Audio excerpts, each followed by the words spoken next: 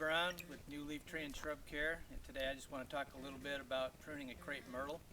A lot of people like to do what we call crepe murder, and that's where you take the entire top of the tree out. What that does is it establishes new growth. Crepe myrtles bloom on the new growth, so it intensifies the bloom. However, it does wreck the aesthetic quality of the tree.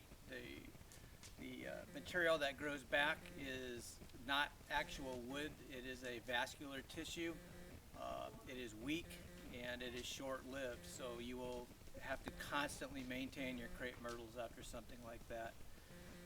Really all you need to do with the crepe myrtle is just thin it out, keep the sunlight filtering through to keep the lower branches producing buds, so that'll keep the whole tree blooming.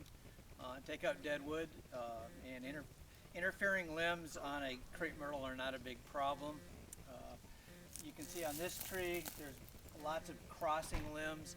On a larger species like an oak or an ash or something like that, those are more problematic, but with a crepe myrtle we just leave those alone.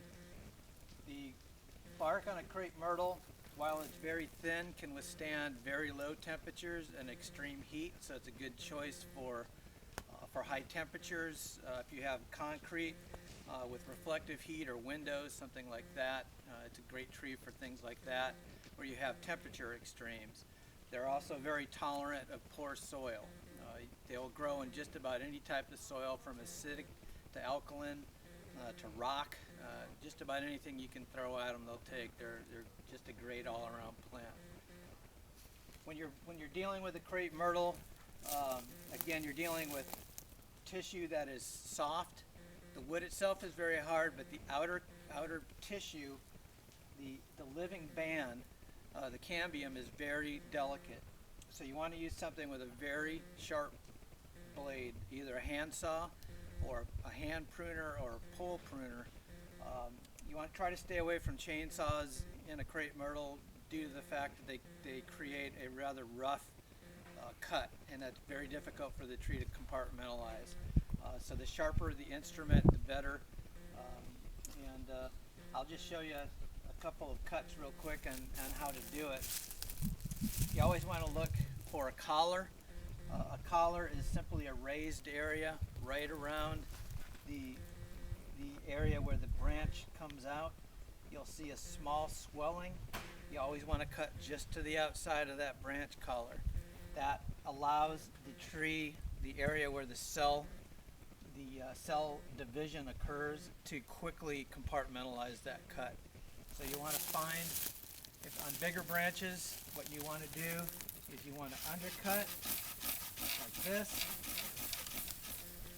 And if this was a big branch, you cut just behind it.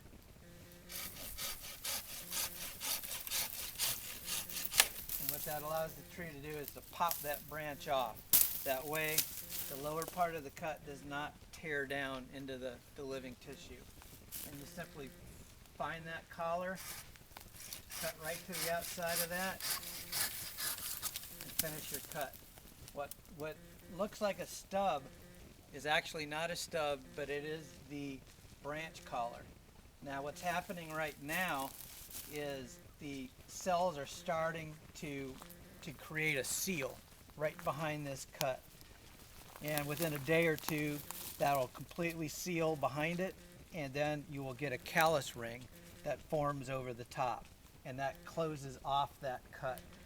You can see here, this is an improper cut, and it was up above the collar, and it did not heal properly, so this will be a problem for the tree. If I can find another one that has healed properly. I don't see any. This tree was pruned a long time ago.